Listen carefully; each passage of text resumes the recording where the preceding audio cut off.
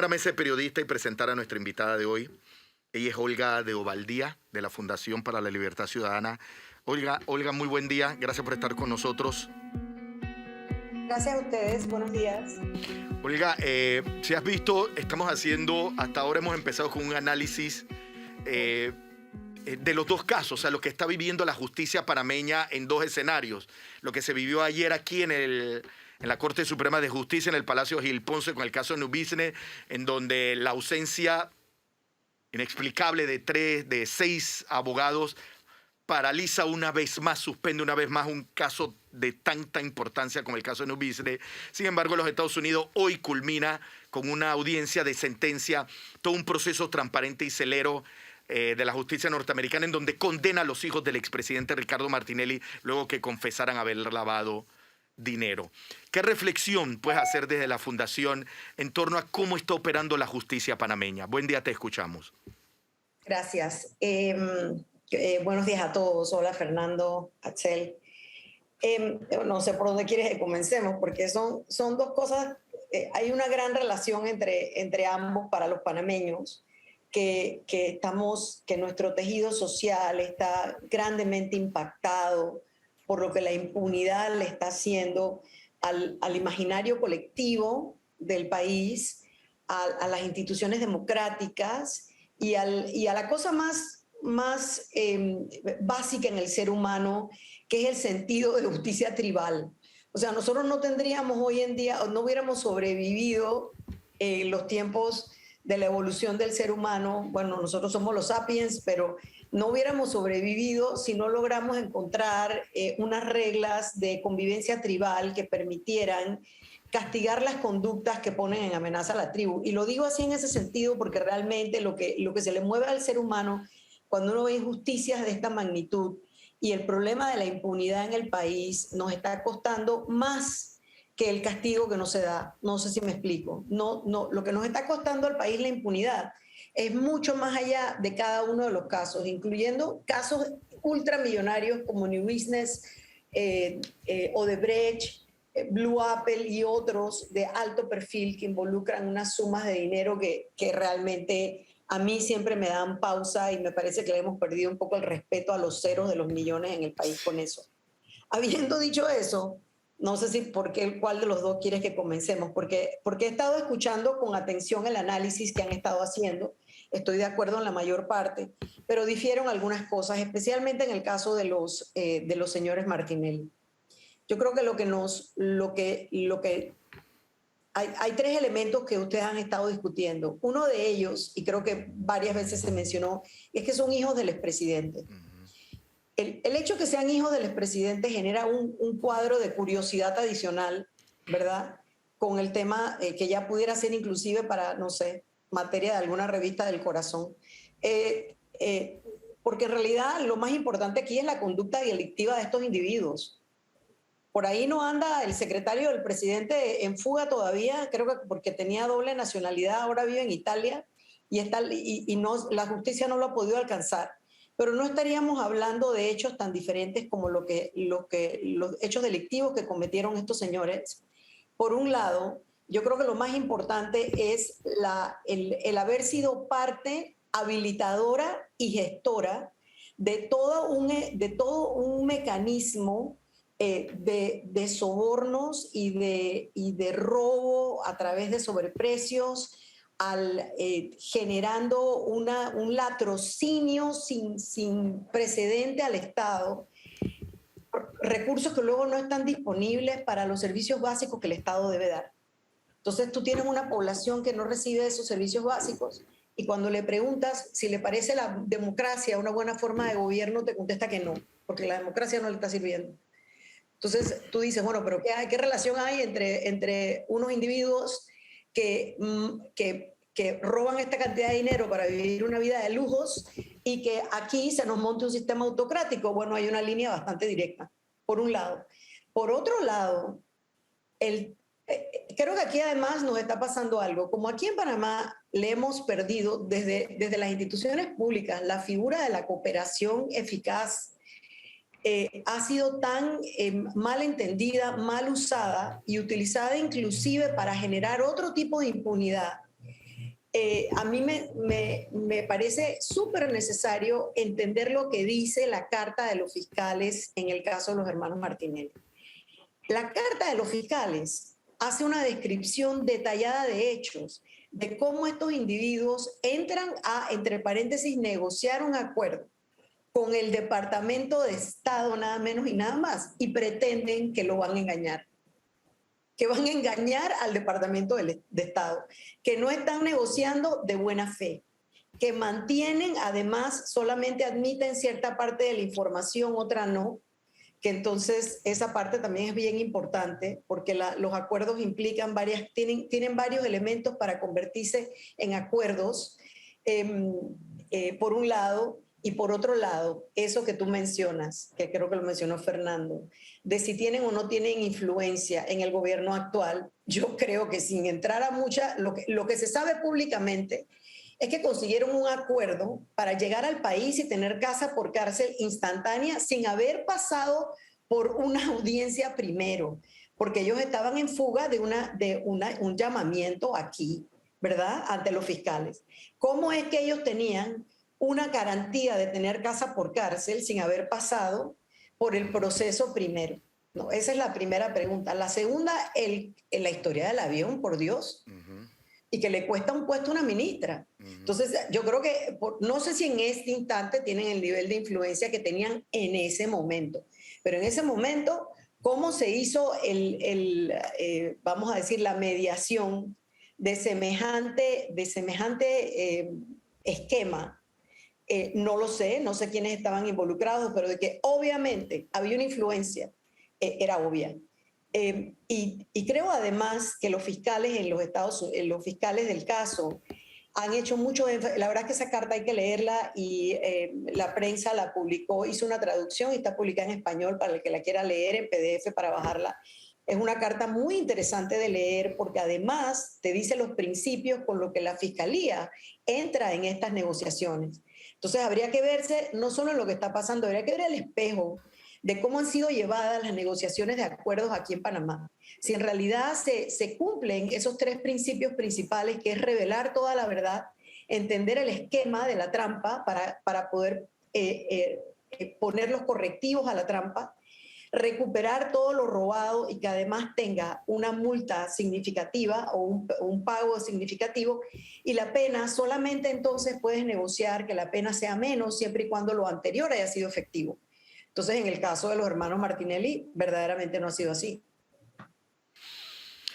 Doctor Ritter, ¿tiene pregunta? No, pregunta no. Yo solamente quería resaltar lo que ha dicho Olga y que había puesto de manifiesto Fernando, que esa carta, en efecto, hay que leerla con mucho detenimiento porque dice muchas cosas entre líneas o cosas que parecieran no formar parte de la esencia de la investigación y de la petición que hacen los fiscales, sino la alusión de la influencia de ellos en el gobierno.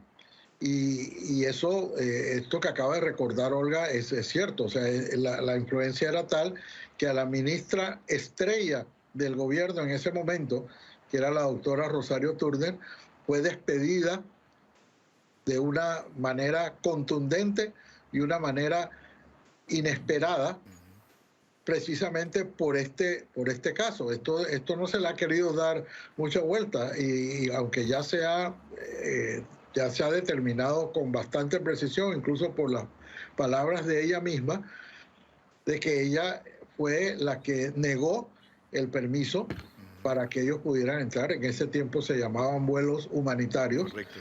Y una vez salida ella, se le dio el permiso para el vuelo humanitario en el que venían de regreso, que por otras razones no pudo aterrizar en Panamá, o que por una reversa. Pero ahí hay un punto súper importante, Jorge, y es el siguiente. Panamá, para poder hacer esto que hicieron, Panamá suspende su petición a Interpol de solicitud de ellos de arresto internacional para que vengan a comparecer. Panamá la suspende. y porque Panamá la suspende, que es el país de nacionalidad de los requeridos, o sea, de estas dos personas. Estados Unidos tenía una también, pero Panamá tenía una, y siendo el país de nacionalidad, Panamá tenía mejor derecho. La preferencia. Exacto, tenía la preferencia. Panamá la suspende, y cuando Panamá la suspende es que los Estados Unidos, en una movida muy rápida de horas, presenta su solicitud a la justicia guatemalteca y se les puede detener. Todo eso te da evidencia pública. Aquí no hay nada que no salió en los medios.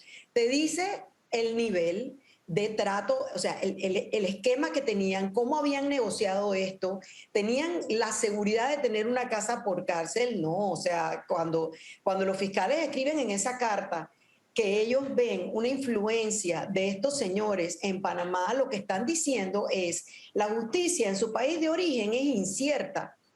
Si ellos salen de aquí para ir para allá, no hay certeza de la justicia y además, entre líneas también te dice que hay otros actos de lavado de activos que ellos están investigando y que los señores y ya yo estoy tentada a que por favor no los llamemos más los muchachos ni los chicos, porque son hombres de una edad que verdaderamente ahí se puede realmente presumir que había conocimiento entre el bien y el mal. Entonces, realmente yo creo que sí, que lo que dice la carta, nada más con leer, hacer una búsqueda Google de noticias, te dice que sí, que había en ese momento un nivel de influencia importantísimo, que pone en tela de duda entonces que ellos realmente, si vienen a Panamá, haya certeza de la justicia, como estamos en muchos casos donde no hay certeza del castigo ni de la justicia. Pero yo te agrego lo siguiente, Olga. Ellos ya tenían una fianza, ya habían puesto la fianza, tenían la fianza aprobada. Pagada y ya en vigencia. Pero lo peor, en ese tiempo que ya casi no nos acordamos, pero en aquel tiempo no se podía salir de la casa. Ellos tenían ya también salvoconducto para poder circular cuando todos los demás ya estábamos encerrados. Ellos ni siquiera estaban en Panamá y ya tenían un salvoconducto para circular por Panamá. Estaba todo arreglado. Yo no estoy muy seguro que ellos tenían casa por cárcel, Olga. Tú estás siempre mucho más enterada. Pero lo que ellos tenían era una fianza y un permiso para poder circular. País por cárcel sería.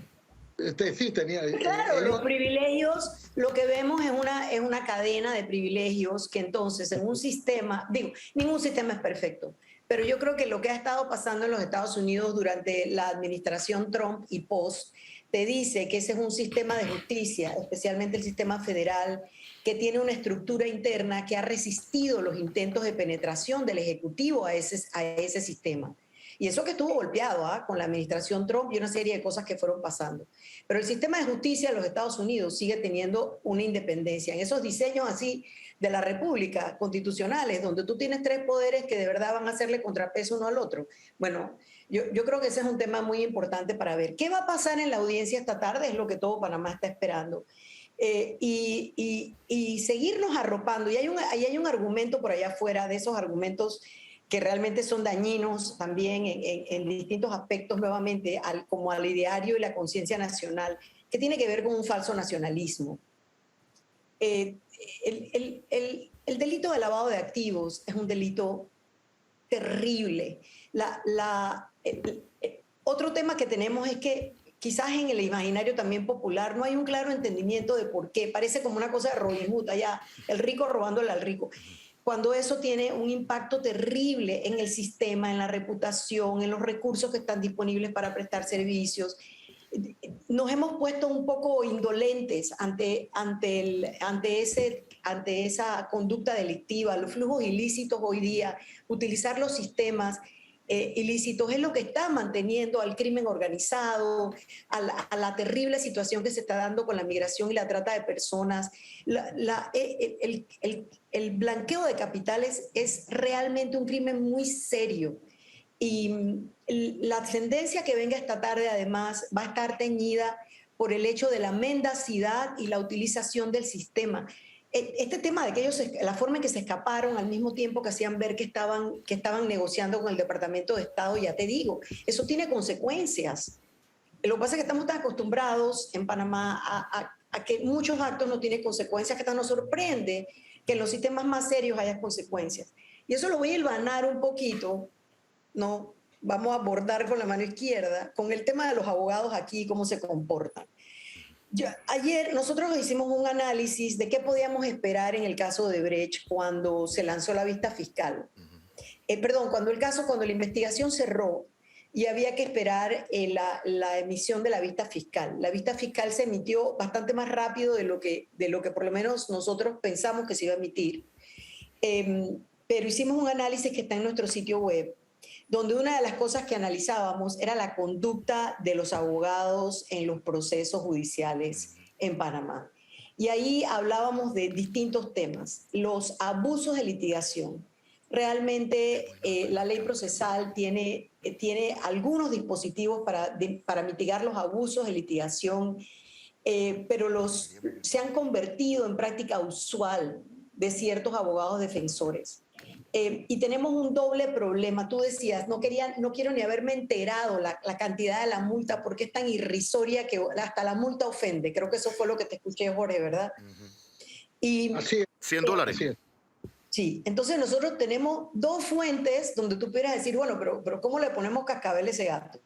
Por un lado tenemos el órgano, el Código Procesal, que habla de deberes de las partes intervinientes y tiene una descripción que es que las partes y sus abogados tienen la obligación en el proceso penal de actuar con transparencia, lealtad y buena fe, abstenerse de actuar con temeridad en el proceso o utilizar maniobras dilatorias o inconducentes, participar en el proceso con respeto hacia el juez y las demás partes intervinientes, evitando expresiones injuriosas en sus actuaciones. ¿Ustedes se acuerdan de la gritadera de hace unos meses?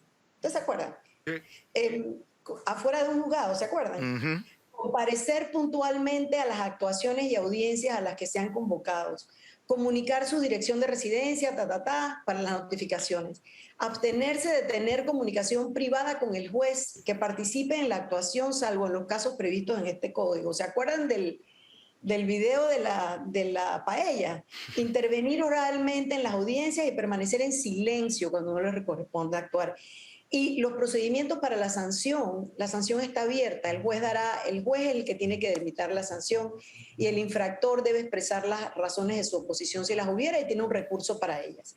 El código de ética, por otra parte, de los abogados, que bueno, en teoría debe ser el colegio de abogados el que tiene un comité allí o un tribunal de ética que habla en ese código de ética, se habla de que el abogado se abstendrá de toda gestión puramente dilatoria y que entorpezca el normal desarrollo del procedimiento, así como el uso de pruebas falsas, amañadas o alteradas. El abogado debe actuar con honradez y buena fe, incurre en falta ética el abogado que estorbe la buena y expedita administración de justicia, aconseje la comisión de actos fraudulentos. Verdaderamente tenemos un doble problema, porque los abogados en Panamá, en realidad el Colegio de Abogados no tiene actuaciones que realmente tengan sanciones. Además, el manejo del colegio, yo quisiera ver la lista de abogados que han hecho eso y que de verdad el colegio tuviera la integridad de ser un faro de ética para la profesión, que no lo es. Y me quedo pensando que en los Estados Unidos, cuando un abogado, Axel, actúa de esa forma en la corte, no solamente viene la multa y el costo de lo que al juez le costó cuando hace al juez perder el tiempo, tienen una advertencia, si hay una segunda, dependiendo del estado, ¿no? Dependiendo de la barra de abogados de que se trate, pueden perder la licencia por un año cuando lo cometen por una segunda vez. Pueden perder la licencia de por vida. Entonces, realmente hay una sanción real para el ejercicio de la profesión que aquí no tenemos. Y también me trae en mente que en Inglaterra, por ejemplo, en el sistema inglés, no todos los abogados pueden presentarse ante la corte para representar en un caso penal. En Inglaterra hay varias cosas, pero una de las cosas, los abogados normales y comunes y corrientes se llaman solicitors y esos tienen una licencia. Pero los abogados que se presentan ante las cortes, ante los jueces, se llaman barristers y tienen otra licencia. Entonces, no es cualquier abogado con un título que se puede presentar ante un juez. Y esos barristers saben y tienen una seriedad ante el proceso. Y no, o sea, ese es el tipo de cosas que tenemos que comenzar a mirar.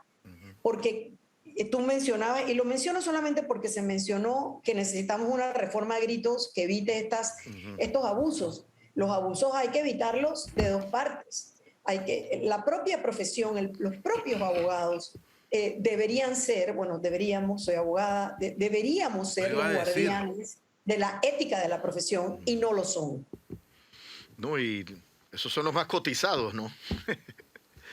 Los más tramposos son los más cotizados. Son los más cotizados, los que tienen mayor capacidad de demorar el proceso, de crear los escenarios para que no se den las audiencias. Esos son a los que les va mejor. ¿Algún otro comentario, doctor Ritter o Fernando? Yo quería referirme a algo que ya hablamos esta semana, pero que es relevante para lo que estamos discutiendo. Ya escuché hoy o ayer a un representante de ese partido decir que Realizando Metas está preparando la convocatoria para nuevas elecciones. Que esto es relevante por dos cosas. Uno, esas elecciones, esta reedición de las elecciones, de nuevo, de la Secretaría de Juventud y la Mujer, estoy casi seguro que va a coincidir con la próxima fecha o la fecha alterna. 4 de julio. De la audiencia del caso New Business. Y también hoy escuché a un abogado decir que todo el caso New Business es un caso armado. Pero yo no entiendo si es un caso armado con miembros del círculo cero de la principal acusado, confesos, y que han hecho acuerdos de colaboración. Que devolvieron dinero incluso. Y personas que devolvieron dinero. Así que yo no sé cómo fue armado, pero igual, si es verdad que todo es armado, que todo es mentira, que todo es falso, entonces, ¿por qué no ir a los estrados y demostrar eso? Entonces, ¿por qué traigo este tema a colación? Bueno, porque voy a retomar lo que en este mismo programa dijo Rodrigo Noriega en el sentido de que la resolución del Tribunal Electoral sobre la suspensión de el fuero al señor Ricardo Martinelli no tenía ninguna validez y que además era extemporánea y que el tribunal había tenido suficiente tiempo para pronunciarse sobre esto y no lo hizo y esperó hacerlo a última hora. Como para decir, el día antes de la audiencia, nosotros hicimos para lavarnos la cara, pero que para los efectos concretos, esta situación del fuero va a continuar. ¿Sí? Esto es una cosa totalmente cantada. Así es. Doctor Ritter, ¿tiene comentario? Mira, esto es una, más que algo cantado, yo diría que es una burla cantada, Fernando. Y es una burla cantada porque si uno lee el fallo del Tribunal Electoral, ellos todo lo están condicionando a que se suspende porque está suspendida la elección. Es decir, el fuero es una consecuencia de la elección, y como la elección fue suspendida, también está suspendido el fuero. Lo cual, dicho al revés, es cuando haya elección, habrá fuero. Entonces, sobra decir que esa elección se va a organizar de tal manera que cuando se estén en las inmediaciones o están en las vísperas del país, de la audiencia, entonces vendrá el fuero. Yo no tengo ninguna duda de que ese va a ser el caso, porque las razones que dio el Tribunal Electoral para suspender el fuero fueron puramente formales y decir solo se suspende porque está suspendida la elección. A contrario censo, cuando haya elección, volverá el fuero. De manera que nosotros estamos aquí ante un caso clarísimo de impunidad, en el que las partes, o en este caso una de las partes que en este proceso va a poder invocar el fuero electoral per secula seculorum, cambiando las fechas de las elecciones o alterándolas a su conveniencia. Esto lo que refleja es lo absurdo del sistema del fuero penal electoral, que se quita y se pone a la medida de los jerarcas de los partidos políticos. Este nada más es otra raya para este tigre de impunidad que tenemos en Panamá. Impunidad y abuso, Jorge. Sí, de acuerdo. Y la creación de una casta, así como otras culturas tienen castas, lo que nos ha sucedido es que ellos mismos hacen las leyes para ellos mismos y se han generado una casta con unos derechos y unas platas que no tiene el resto de la población, y al final este tema va a un tema gravísimo también a la democracia, que es la inequidad electoral. Porque ¿cómo puede entonces un candidato decir que hay una justa lid en una contienda electoral cuando te enfrentas a todos estos abusos y prebendas y tratos especiales? Casi están dentro de la ley, pero es una ley que está por fuera de la ley, no sé ni cómo explicarlo, porque realmente es un abuso. Y yo estoy totalmente de acuerdo con el análisis de Rodrigo con respecto a esta cosa de ¿tú te acuerdas de aquel reloj que se usaba allá en la Guerra Fría? Yo me acuerdo cuando estaba chiquita, lo del reloj ese que llegabas a las 12 de la noche, que estabas a 5 minutos de las 12. Esto de producir este documento el día antes con el reloj a 5 minutos de las 12, frente a un caso como el que estamos viendo. Nuevamente, la impunidad del expresidente, y nuevamente, cómo afecta eso a la sociedad, cómo se siente el panameño en general cuando ve estos abusos al sistema y que volvemos y regresamos a la justicia. Porque la justicia es donde todo empieza y donde todo termina. Cuando no hay certeza del castigo, una sociedad no puede aprender y seguir adelante. Una ultimísima pregunta, Olga. ¿Cuál consideras tú que ha sido el papel del Ministerio Público, del Ministerio Público a partir del procurador interino Caraballo en este? Bueno, mira que yo he visto actuaciones, nuevamente creo que el Ministerio Público ha estado teniendo que en sistemas, vamos a un pasito atrás, en instituciones, nuestras instituciones reflejan el problema general que tenemos, porque las instituciones, como tienen una debilidad interna grande, el Ministerio Público tiene algunos adelantos, pero también recordemos que el Ministerio Público sigue teniendo el cuerpo de fiscales principales, no son nombramientos por concurso y mérito. Así que esos también son funcionarios de justicia, son operadores de justicia, que también deberían tener una carrera. Habiendo dicho eso, cuando en nuestro país la debilidad de las instituciones se refleja, que la institución comienza a reflejar a la cabeza, ¿no? Entonces, una institución que ha pasado por 3 procuradores en 2 años, una salida oprobiosa de la procuradora anterior, nuevamente otra salida totalmente dudosa del siguiente procurador, y ahora el procurador que de cualquier manera sigue siendo un funcionario interino. Habiendo dicho eso hace muy difícil el trabajo, pienso yo. Es mi apreciación de afuera. El procurador ha tenido acciones robustas en unas áreas y silencios en otras. Han tenido, mira que a lo interno, ellos han tenido algunas actuaciones donde, y lo sé de primera mano porque desde la Fundación trabajamos una consultoría para el Ministerio Público para elaborar un código de ética especializado a la función de los fiscales. Y el código con un consultor que trajimos de Perú, una consultora que trajimos de Perú, y el procurador Caraballo lo adoptó y lo publicó, y ahora ellos tienen un código de ética interno. Quizás no es hablar de códigos de ética en un país como Panamá, pues suena como hasta romántico, pero creo que allí hubo un avance. Yo lo he visto desde afuera, como te digo, acciones robustas en unas áreas y silencios en otras. Creo que todavía me parece que no hay razones para pensar que está completamente cooptado por otros intereses, pero por supuesto nos gustaría ver actuaciones mucho más robustas en otras áreas. Olga Dovaldía, Fundación para la Libertad Ciudadana. Gracias, Olga, haciendo un análisis de la justicia, una reflexión más que todo de la justicia y audiencias de alto perfil, tomando en cuenta lo que sucedió ayer en New Business, una nueva suspensión. No sabemos cuándo definitivamente se va a entrar de lleno, conocer qué sucedió, que se haga justicia, y lo que va a suceder hoy a las 3 de la tarde en el escenario de Nueva York con la audiencia de condena de los hermanos Martinelli y Linares. Olga, muchas gracias. Gracias por acompañarnos y buen día.